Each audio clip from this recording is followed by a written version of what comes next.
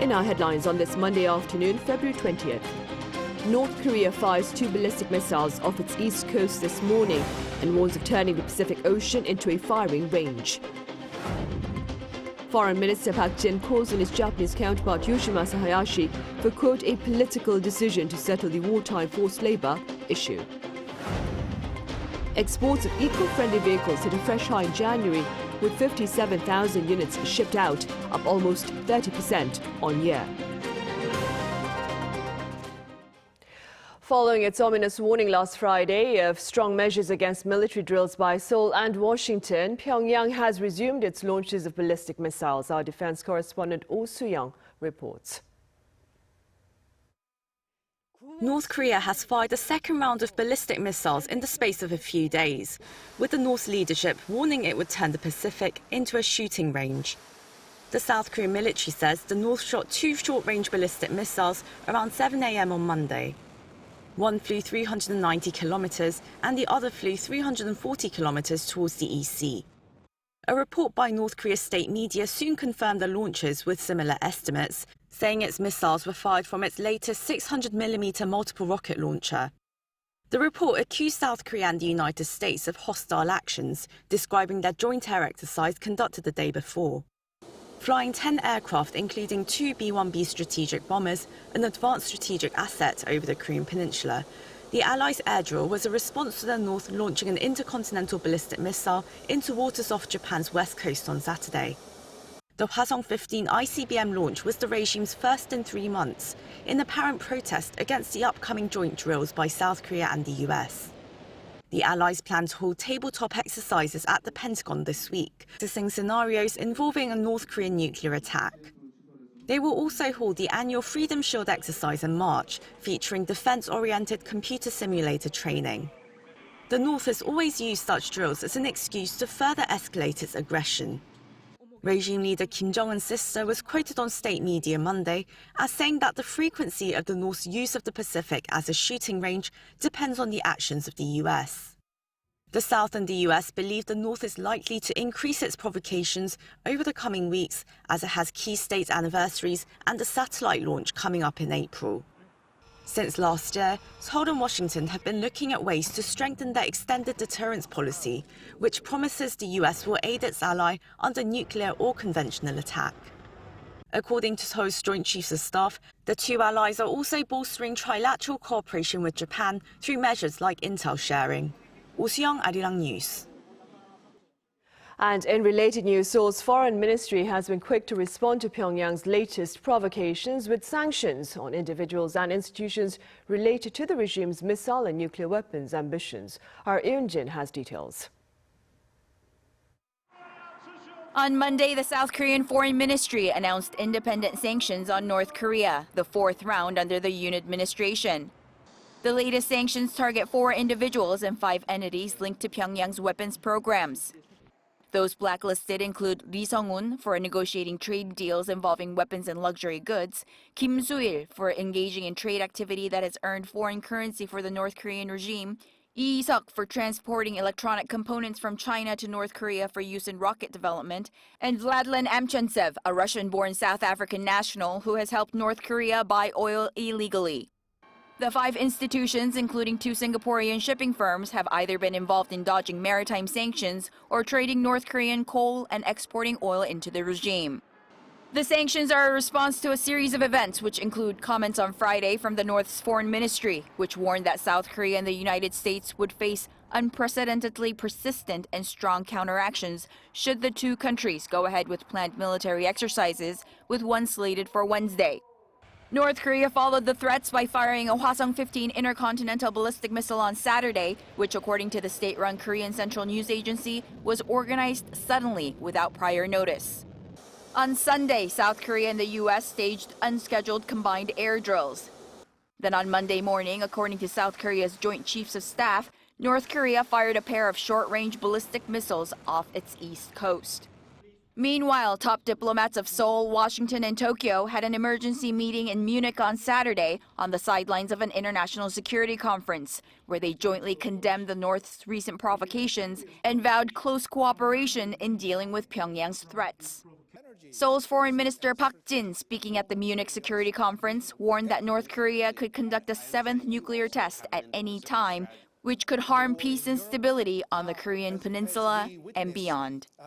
Incheon, Arirang News. Right, as our Incheon mentioned, in Germany, on the sidelines of that security forum, Seoul's foreign minister and his Tokyo counterpart also saw little progress in efforts to settle the compensation of Korean victims of Japan's wartime forced labor. Our foreign affairs correspondent Choi Min-jung has more. South Korea's Foreign Minister Park Jin met with his Japanese counterpart Yoshimasa Hayashi and urged Japan to make a political decision to resolve the issue of compensating Korean victims of Japan's wartime forced labor. The two held a separate one-on-one meeting in Germany on Saturday on the sidelines of the Munich Security Conference. After the meeting, Park told the press that he has said all he can about the main issues and called on Japan to make a political decision to come up with a sincere response. Seoul's foreign ministry also said in a statement that the two diplomats agreed to communicate closely to resolve the thorny issue. The Japanese foreign ministry said the top officials had a frank discussion and agreed to close communications on each diplomatic level. Saturday's talk was Park and Hayashi's fifth meeting since President Yoon took office. The meeting also followed a series of recent working-level talks between the two countries on the issue. Last week, Seoul and Tokyo's first vice foreign minister sat down in Washington to discuss the ongoing dispute without reaching a conclusion. In January, Seoul unveiled plans to compensate the victims through its own public foundation. However, this prompted backlash from the victims, who insist the issue cannot be resolved without a sincere apology and participation from the Japanese companies involved. In landmark rulings in 2018, South Korea's Supreme Court ordered two Japanese companies, Mitsubishi Heavy Industries and Nippon Steel, to compensate the Koreans they subjected to forced labor, but those firms have refused to comply with the orders. Tokyo says the issue of compensation was settled under a normalization treaty signed in 1965. Choi Min-jung, Arirang News. And staying in Germany, Russia's invasion of Ukraine topped the agenda at this year's Munich Security Conference over the weekend. Our Moon Hye-ryun reports. The three-day Munich Security Conference came to a close on Sunday local time. Topping the agenda this time round was the almost year-long war in Ukraine. During an interview with Germany's Bild am Sonntag newspaper on the last day of the conference, Kyiv Mayor Vitaly Klitschko called on NATO allies to supply Ukraine with fighter jets to fend off Russian forces. Klitschko added that Ukrainians need everything that is necessary to take back their home country. Global leaders who took part in the conference also voiced similar opinions. The European Union's chief diplomat, Josep Borrell, stressed the importance of increasing and accelerating the EU's military support for Ukraine, saying there's still a lot to be done. Estonia's Prime Minister also recommended that the EU should pool resources to speed up ammunition production and deliveries to Ukraine. Besides arms shortage, another possible obstacle to ending the war: the supply of weapons to Russia from China. During an interview with CNN on Sunday, the U.S. ambassador to the United Nations, Linda Thomas-Greenfield, said that Beijing would cross a red line if it provides lethal military aid to Moscow. This comes after U.S. Secretary of State Antony Blinken raised the issue when he met with his Chinese counterpart, Wang Yi, on Saturday on the sidelines of the conference. After the meeting, Blinken told CBS News that Chinese companies were already providing non-lethal support to Russia, and based on new information, there are concerns these companies could be considering providing lethal support as well. He added that this would result in serious consequences for China. Moon Hye-ryun, Arirang News. Meanwhile, Türkiye is wrapping up its rescue operations some 2 weeks after the deadly earthquake that also wreaked havoc in Syria. Our Ising Jae has the latest. Turkish authorities have almost completely brought search and rescue operations to an end 14 days after the initial earthquake struck. With more than 40,000 dead in Türkiye and some 5,800 more in Syria, The death toll in the two countries surpassed 46,000. Authorities add that more than 5,700 aftershocks were also reported in Türkiye.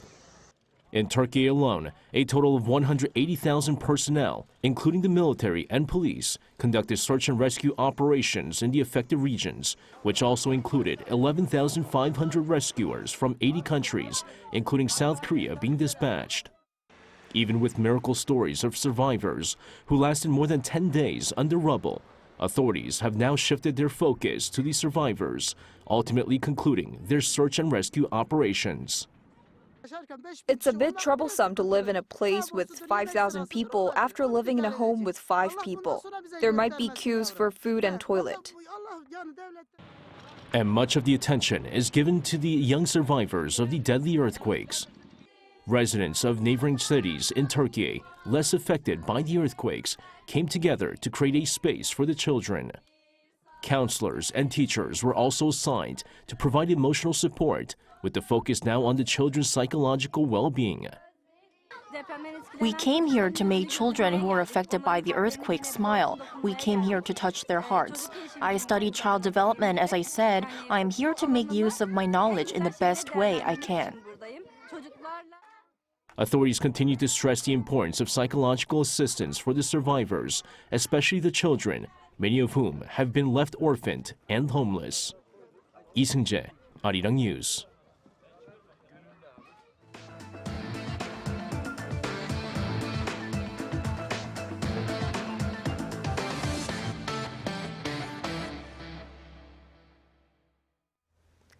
Korea's car exports are riding above the global doldrums. In fact, findings for January show outbound shipments of eco-friendly vehicles marked a record high last month. Our trade correspondent Shin Ha-young has details. Even though South Korea has seen a decline in its overall exports recently, car makers posted record high exports for the month of January. According to the Ministry of Trade, Industry and Energy, the value of car exports last month came to over $4.98 billion with an on-year increase of nearly 22%. The number of cars exported also rose about 11% from the previous year to over 200,000 vehicles. This was mainly thanks to the popularity of environmentally friendly cars. In terms of units, an all-time high 57,000 eco-friendly cars, including hydrogen and hybrid vehicles, were exported last month with an on-year rise of nearly 30%. The dollar value of these vehicle exports also jumped to a record figure, reaching nearly $1.8 billion, up around 42% from the same month a year earlier. The ministry attributed it to the strong performance of electric cars, which saw an on-year rise of 67%. Behind the popularity of EVs, there was a steady demand for Hyundai's electric car, the Ioniq 5, and Kia's EV6 model, while the overseas release of the Ioniq 6 also had an impact. Hybrid cars also contributed to the overall auto exports, with their exports up by 13% from a year earlier. Meanwhile, exports of related components dropped by about 16% from the year before as the exports to China declined. Shin Ha-young, Arirang News. Making the most of your time in Korea. Now, this is what Incheon International Airport is hoping to ensure for all travelers into the country, even if they're here for just a few hours. Our culture correspondent Song Yoo-jin shows us how. With countries around the world easing border controls and travel restrictions, airports are once again packed with excited travelers. South Korea's Incheon International Airport is no exception. Before COVID-19, the airport handled around 200,000 passengers every day. The figure dropped to as low as around 2,500 when the pandemic peaked, but now it's back up to 130,000. To cater to the growing demand, Incheon International Airport resumed its signature transit tour after a 3-year pandemic hiatus. Transit tours allow layover passengers of Incheon International Airport to experience both modern and traditional Korean culture while they are waiting for their next flight. And I had a chance to enjoy the world's one and only transit tour. Out of the 7 themes, I chose tradition. The tour bus carrying tourists who had booked beforehand departs from the airport and heads to its first stop, Gyeongbokgung Palace, the first and main palace of the Joseon dynasty from 1392 to 1910. An hour is enough to enjoy the epic architecture and rich history. I think it makes the whole wait a lot more interesting and fun because other than waiting at the airport, there's not much to do. So it's a great way to see the city in a short amount of time. And then you get to catch your flight after. The next stop is the nearby Incheon Street. Travelers can take a look around local shops, art galleries, grab a bite to eat at traditional-style restaurants, and have a cup of coffee. I've been to Asia, but I've never been to Northern Asia before, so I'm enjoying it. I like it. I like the little streets. I like the signs and the shops and stuff. It's unique and exciting. Yeah. The last stop of the 5-hour tour, back to the airport to catch the flight. So this is the end of the transit tour. Besides this one, there are a lot of more courses offered, each with their own theme, ranging from shopping to history and even a tour to the DMZ. A vacation in Korea can be one way to enjoy the country, but now even a layover can be another way to experience some of the popular sights and sounds of Korea. 송유진, Arirang News. Stephen Hawking passed away 5 years ago, but he continues to inspire many here in the country, including those with similar physical challenges seeking to advance their academic horizons. Our Kim Jung-sil met up with them. A moment to celebrate the years of hard work for the 18 students who are either entering their freshman year of college, continuing with their studies, or graduating with a diploma. All suffer from different types and levels of muscular dystrophy, a rare muscle-related disease that can hinder people from walking, talking, and even breathing. At the Pulmonary Rehabilitation Center here at Yeonsei Gangnam Severance Hospital, customized treatment for each individual has enabled these students to finish school. Meet soon-to-be college freshman Minu, who was diagnosed with spinal muscular atrophy, or SMA, at the age of 5, a genetic disease that significantly weakens muscles, making it difficult to breathe or concentrate. But the treatment at the center helped him overcome some of the difficulties. 네, 그것도 있고 체력적으로도 좀 더 오랜 시간 앉아 있을 수 있게도 해주고 합니다. Dr. Min Kyung-hyun, on the other hand, recently got his PhD degree in physics from Yonsei University. Calling himself a huge admirer of British physicist Stephen Hawking, Dr. Min wrote his graduation thesis using just one index finger on his keyboard. 뭔가 제가 도움이 되거나 할 수 있는 일이 있으면 뭐 취업을 하든 뭐 저희 교수님은 계속 책을 좀 썼으면 좋겠다고 하시는데 뭐 가능하면 뭐든지 도움이 되는 일 하고 싶습니다. Professor Kang Sung-woong looked over all of these students. All I did was just help them breathe better. They couldn't even click a mouse button freely. And look at what they've achieved. It's so inspiring. As a doctor, I feel extremely rewarded. He also said that he has a message to medical experts abroad. We offer free educational opportunities for foreign medical experts. We think it's important that medical experts abroad can treat their patients in their own country. So if you're interested in pulmonary rehabilitation procedures, please reach out. Professor Kang stressed that these types of rare muscle-related diseases are extremely difficult to cure, but that there is a way to live with them. He said that just like his patients, he hopes that more people around the world do not give up on their dreams. Kim Jung-sil, Arirang News.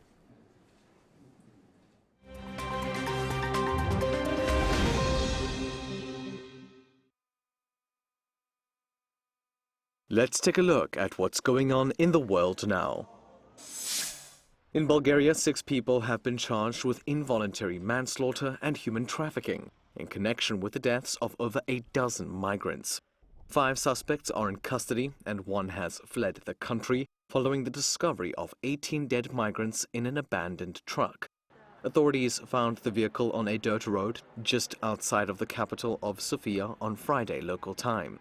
A total of 52 people from Afghanistan were found in hidden compartments in the truck, cramped together in wet and cold conditions. They had not eaten in days. According to prosecutors, the 18 deaths were caused by a lack of oxygen. The case comes as the European country has seen a surge in cases of human smuggling as thousands look to flee war and poverty.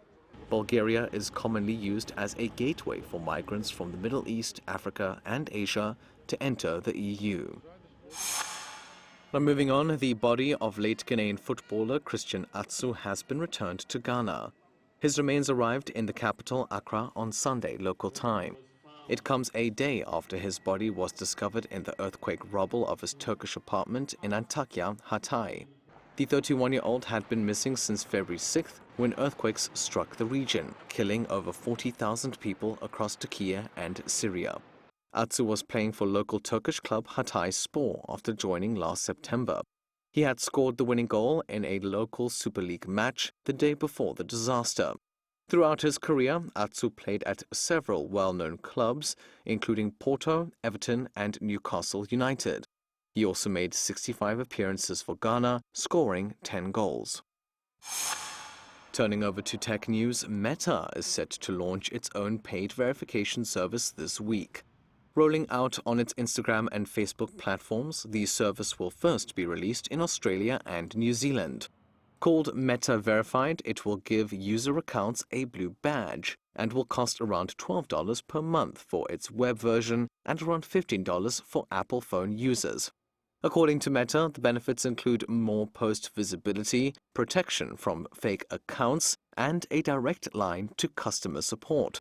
Users wanting the service will need to have a profile picture on both platforms that includes their face and a name that matches a government-issued ID. The new Meta service comes after Twitter introduced a similar plan in November called Twitter Blue. And finally, Brazil's famous carnival is back.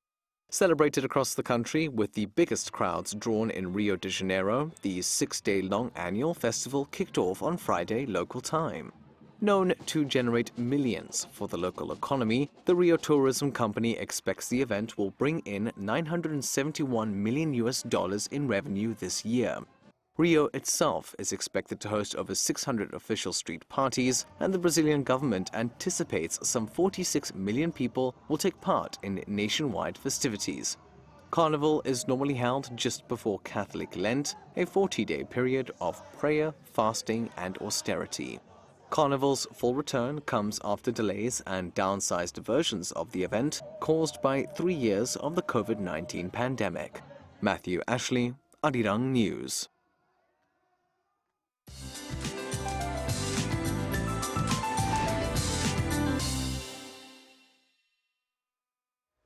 Good afternoon. It's a much colder start to the new week. A sudden temperature drop is making it feel so much colder, along with the sharp winds today.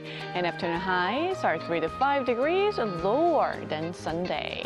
If you shivered today's morning cold, dress warmer tomorrow. The brief cold snap will hit its peak tomorrow morning, going down to below -5 degrees Celsius here in the capital, feeling more like -10.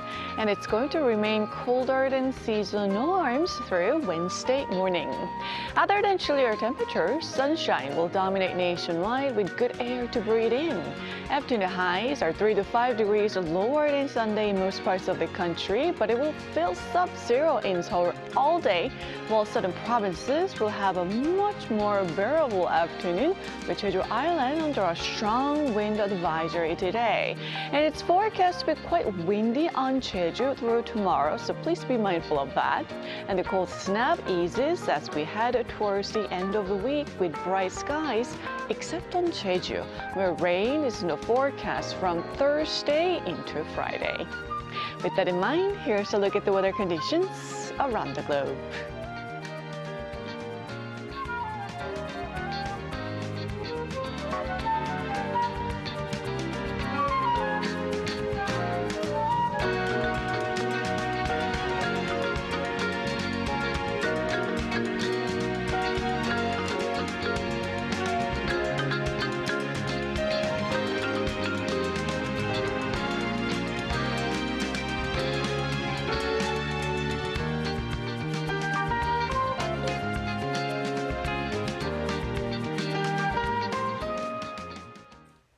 That ends our afternoon newscast, but do stay with us for our panel session coming up right after this break. See you in a bit.